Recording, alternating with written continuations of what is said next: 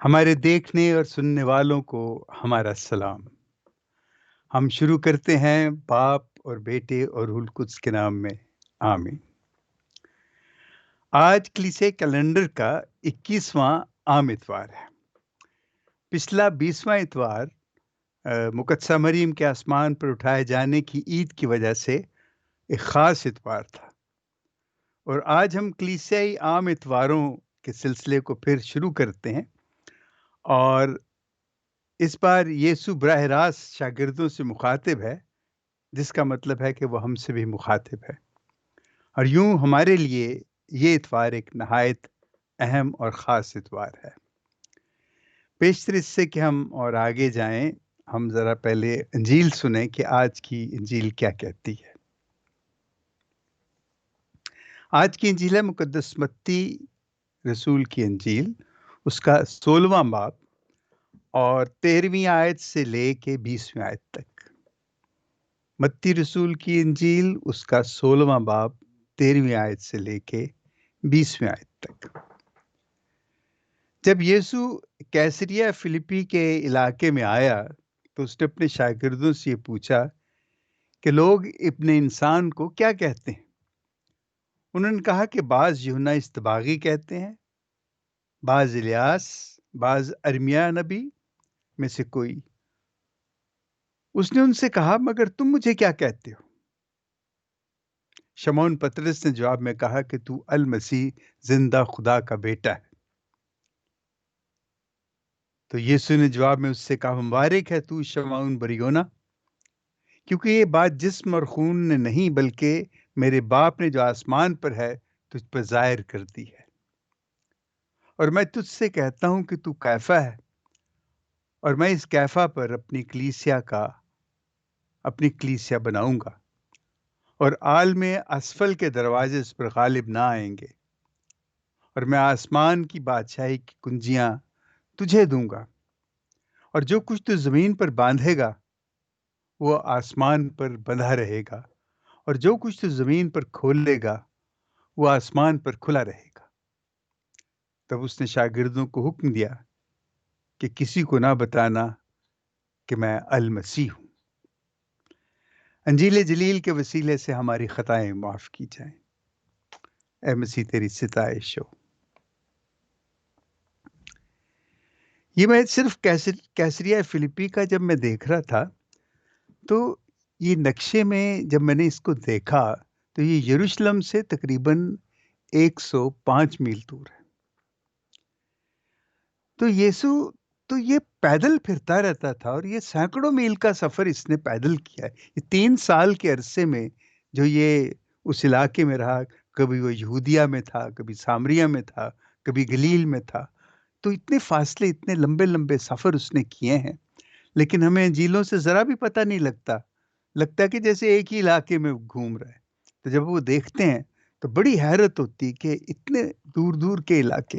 یہ جو کیسریہ فلپی کا علاقہ ہے، یہ شمالی سلطنت تھی جو اسرائیلیوں کی، اب تو ایک ہے نا، اور یہ ہزکیل کے زمانے میں بھی ایک ہو گئی تھی، لیکن اس وقت یہ شمال کے جو لوگ تھے، 10 قبیلے یعقوب کے تھے، یہ الگ ہو گئے تھے، اور 2 قبیلے بنیامین اور یہودا یہ جنوب میں، یروشلم کا علاقہ جو تھا نا سارا، وہ یہودا اور بنیامین کے درمیان تھا، ان دونوں میں تھا۔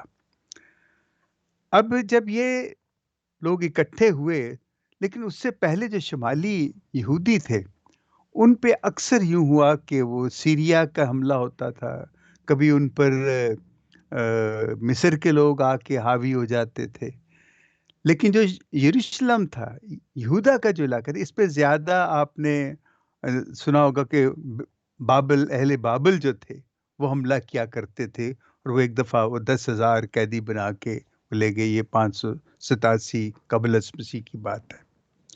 بہرحال اب یہ سب ایک تھے، لیکن وہ جو شمالی علاقہ تھا، چونکہ وہ عام طور پہ غیر یہودیوں کے زیر اثر رہا، تو وہاں کے جو یہودی تھے ان میں بہت ساری ایسی بدعتیں، ایسی چیزیں آ گئی تھیں جو یہودیوں کی نہیں تھیں۔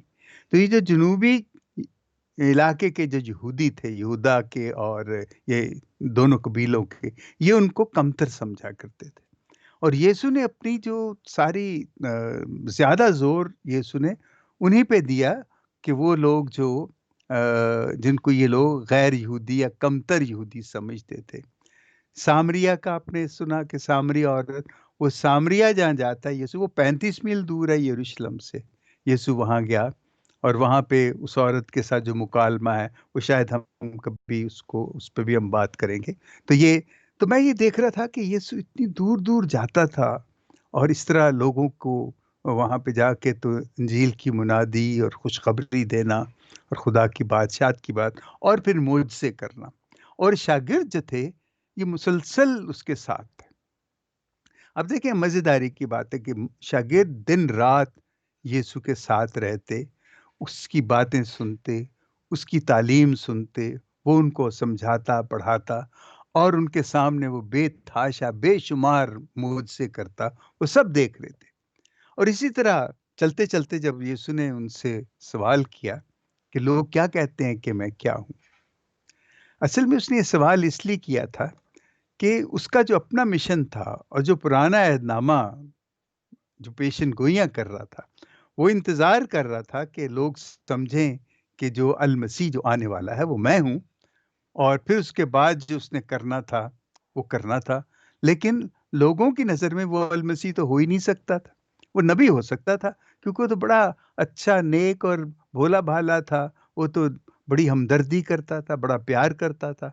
जो अल मसीह था वो तो एक जाबर किस्म का बादशाह था, जिसको वो तसव्वुर करते थे कि वो आएगा तो वो उनको निजात दिलाएगा। और निजात कहाँ से दिलाएगा? वो यहूदियों क्या जो रूमी थे, जो उनके उन पे काबिज़ थे उनसे, और जो सीरियन थे या जो इजिप्शियंस थे, उनसे वो उनको मार-धाड़ के उनको ख़त्म कर देगा और ये सब जो सल्तनत है ये इनको दे देगा। उनके नज़दीक ये था।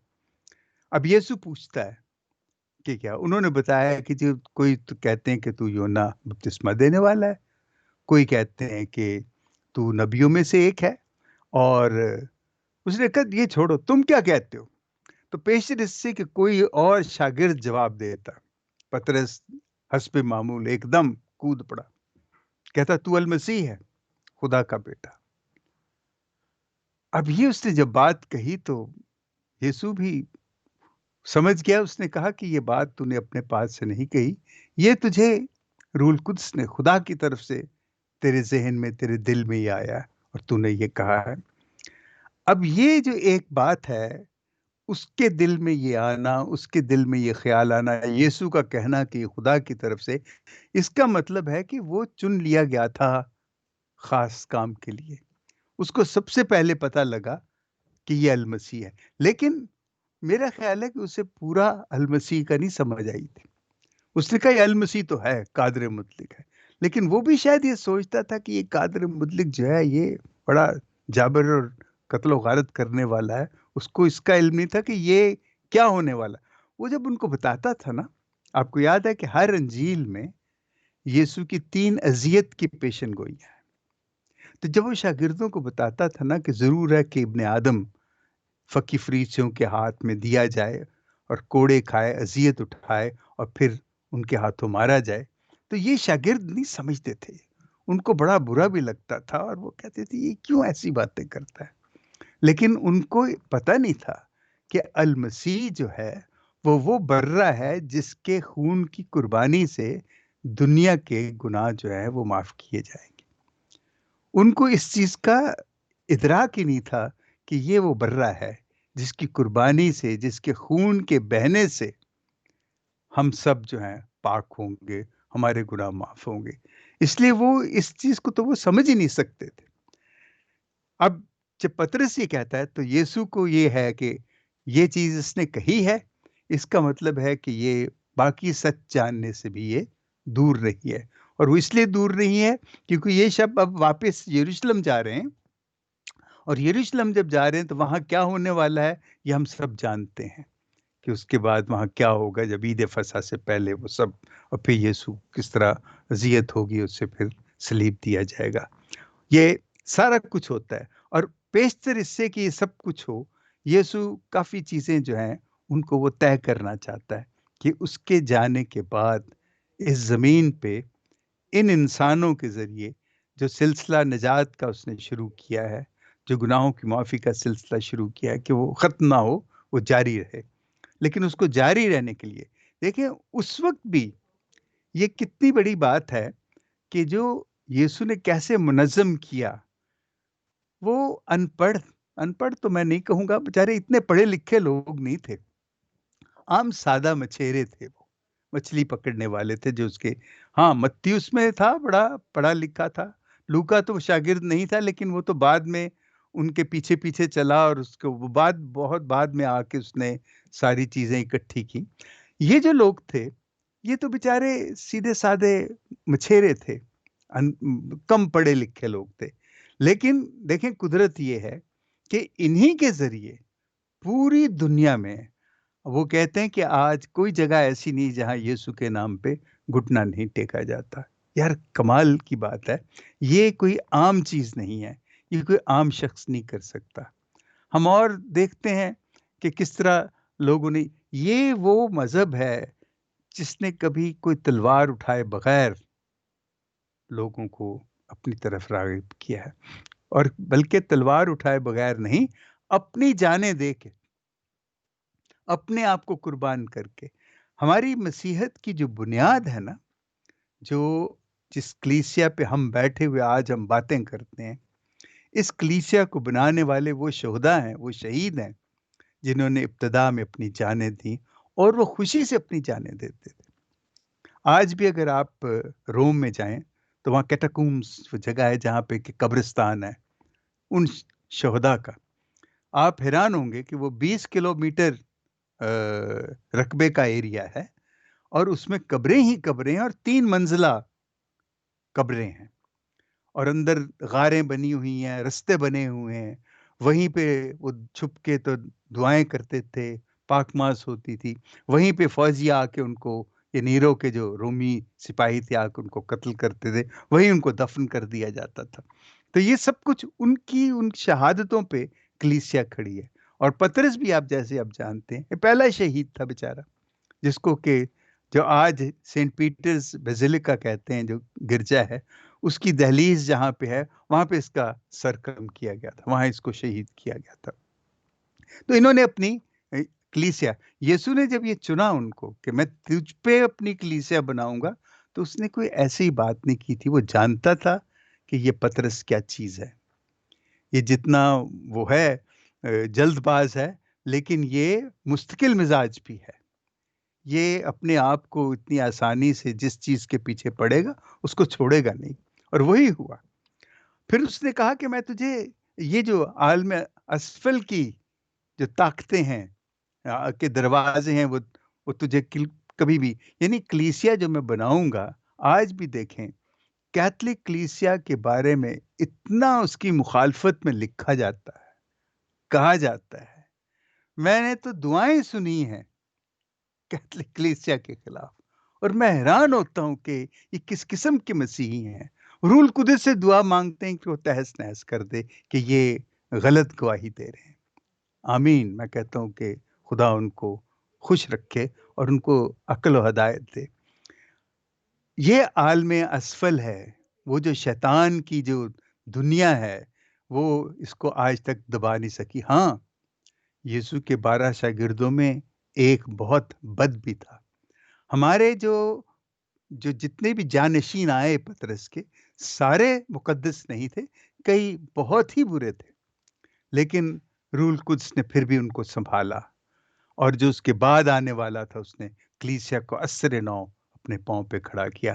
آج آپ دیکھیں، اس وقت اس دنیا میں، آج کے زمانے میں، ہم تقریباً 1.5 خرب کیتھولکس ہیں، 1.5 خرب کیتھولک ہیں، اور کل کرسچن جو ہیں وہ 2.5 خرب کے قریب ہیں، یعنی ہم باقیوں سے 50% سے زیادہ ہیں۔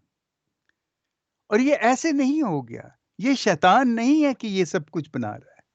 ہمارے، اگر آپ، میں تو چاہتا ہوں کہ کبھی ہمیں موقع ملے تو ہم ان تمام جو ہمارے پوپ صاحبان ہیں، پاپا اعظم ہیں، کم از کم جو آج سے لے کے جو پچھلے 10 ہیں نا، ان کے بارے میں اگر ایک پروگرام ہو تو میں بڑی خوشی سے وہ کروں گا، لیکن وہ بہت طویل پروگرام ہوگا، کیونکہ ان کا کنٹریبیوشن اتنا زیادہ ہے، انہوں نے اتنا کچھ کیا ہے کہ آپ حیران ہو جائیں گے سن کے۔ اب اس میں دیکھیں کہ یسوع وعدہ کرتا ہے اس سے، پطرس سے، کہ میں تجھے خدا کی بادشاہی کی کنجیاں دوں گا۔ ابھی خدا کی بادشاہی کوئی ورلڈ بینک تو نہیں ہے جس کی وہ چابیاں اس نے دی۔ یہ تو بڑا ایک اس کو ایک ایسی مشکل ذمہ داری دے دی ہے۔ دیکھیں چابیاں لینے کا مطلب، بعض کہتے ہیں جی چابیاں لی اس کو اختیار مل گیا، یہ اختیار والی بات تو ہے، لیکن اس میں سب سے بڑی جو خوفناک بات ہے وہ یہ ہے کہ یہ ذمہ داری ہے کہ وہاں سے کوئی مال چوری نہ ہو جائے، کہ اس میں کوئی ملاوٹ نہ کر دے، کہ اس میں کوئی ایسا نقصان نہ کر دے کہ جس سے کہ کلیسیا کو نقصان پہنچے، یہ اس کی ذمہ داری ہے۔ اور یہ چیزیں جو ہیں کہ اس کو جو بادشاہی کی، اور یہ بادشاہی کی جو کنجیاں ہیں، یہ ہم جانتے ہیں، ہمیشہ ذکر کرتے ہیں، سچ، انصاف، محبت، آزادی، صلح، یہ ان کی کنجیاں، اور محبت کی کنجی تو سب سے بڑی کنجی ہے۔ جب تک وہ کنجی نہیں ہے آپ کچھ نہیں کھول سکتے۔ اور یہ جو کلیسیا کی بنیاد ہے، دیکھیں کلیسیا کی بنیاد ہی محبت پہ ہے، کلیسیا کی بنیاد یسوع کی قربانی، یسوع کی قربانی محبت ہے، اس قربانی پہ، اس محبت پہ کلیسیا کی بنیاد ہے، اور اس محبت پہ ہی اس کی کنجیاں ہمیں ملی ہیں۔ اور ہمیں میں اس لیے کہہ رہا ہوں کہ اگر پطرس کو ملی ہیں تو ہماری بھی اتنی ہی ذمہ داری ہے، ہم بھی اس کے اتنے ہی ذمہ دار ہیں جتنا پطرس تھا، اور اس کے بعد کے جتنے تمام وہ جو پوپ صاحبان تھے جن کو کہ بنایا گیا۔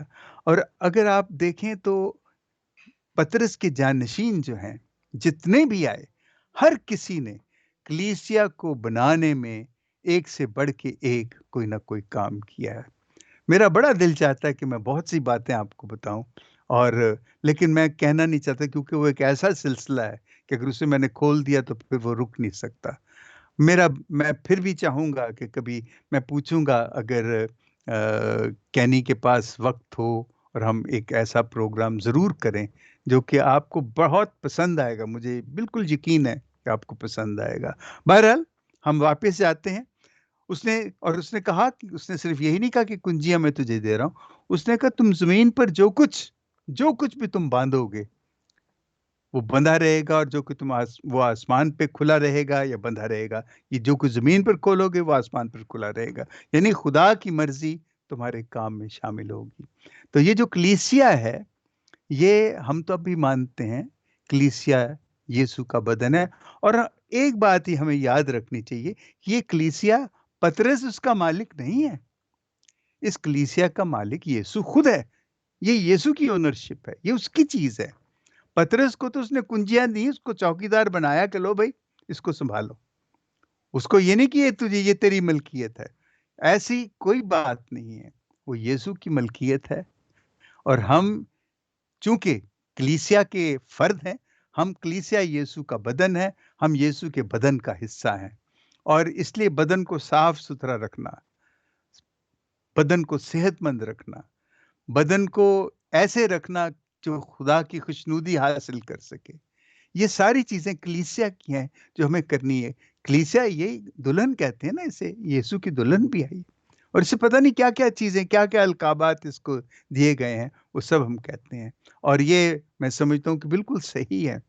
اور ہم جو مسیحی ہیں، خصوصاً کیتھولکس جو ہیں، ہماری یہ ذمہ داری ہے کہ ہم پطرس کی اس ذمہ داری کو جو اس کو دی گئی کنجیوں کے حوالے سے، کہ ہم اسے اب ہم برملا سب کے سامنے کہیں کہ المسیح جو ہے وہ ہے۔ اس وقت ان کو منع کیا اس نے کہ یہ نہ بتانا لوگوں کو، وہ اس لیے اس نے کہا کہ اگر وہ لوگوں کو اس وقت بتا دیتے اور پھر یہ بھی بتاتے کہ یہ تو مرنے والا ہے، اس کو تو مار دیں گے، تو غدر ہو جانا تھا، تو سارا یسوع کا جو منصوبہ تھا نجات کا وہ سب خراب ہو جانا تھا۔ اس لیے بھی یہ ضروری تھا کہ وہ اس کو چھپا کے رکھیں، اور ان کو خود ہی وہ چیز جو ہے، وہ جو پوشیدہ تھی، وہ خود بخود کھلتی چلی جائے گی جب یسوع صلیب کی قربانی دے گا۔ اور یہ جو المسیح کو چھپانا، وہ کوئی برے معنوں میں نہیں تھا، وہ ایک بہت اچھے معنوں میں تھا۔ یسوع اس قربانی کو پورا کرنا چاہتا تھا۔ اب ہماری ذمہ داری کیا ہے؟ ہماری ذمہ داری ہے اس کو سمجھنا کہ یسوع کی جو قربانی ہے وہ ہماری نجات کے لیے ہے۔ اس نے اپنے آپ کو المسیح ہو کے جو اپنے آپ کو قربان کیا، ہمارے گناہوں کو معاف کروایا، معاف کیا۔ اب ہماری ذمہ داری ہے کہ ہم اپنے آپ کو صاف رکھیں اور اپنے آپ کو خدا کی بادشاہی کے لیے، اس کی ہر طرح سے بادشاہی کی کامیابی یا اس کے قیام کے لیے کام کریں، سچ کے لیے، انصاف کے لیے، محبت کے لیے، آزادی کے لیے، صلح کے لیے۔ لیکن محبت کے بغیر کچھ بھی ممکن نہیں ہے۔ اس لیے محبت اپنے دل میں خدا سے جب بھی دعا مانگے، یہی مانگے کہ خدا میرے دل کو اپنی محبت سے بھر دے، اپنی محبت سے بھر دے۔ اور آپ کو یاد ہوگا کہ میں نے کہا تھا کہ جب دل محبت سے بھرے تو وہ دل میں محبت اتنی زیادہ ہوتی ہے جتنی آپ میں کرج ہو، اور جتنی کرج زیادہ ہوگی اتنی محبت زیادہ ہوگی۔ تو خدا سے کرج کی مانگیں تاکہ ہم بڑی دلیری کے ساتھ محبت کریں اور اس مشن کو، یسوع کی اس کلیسیا کو آگے بڑھائیں۔ آمین۔ باپ اور بیٹے اور روح القدس کے نام میں آمین۔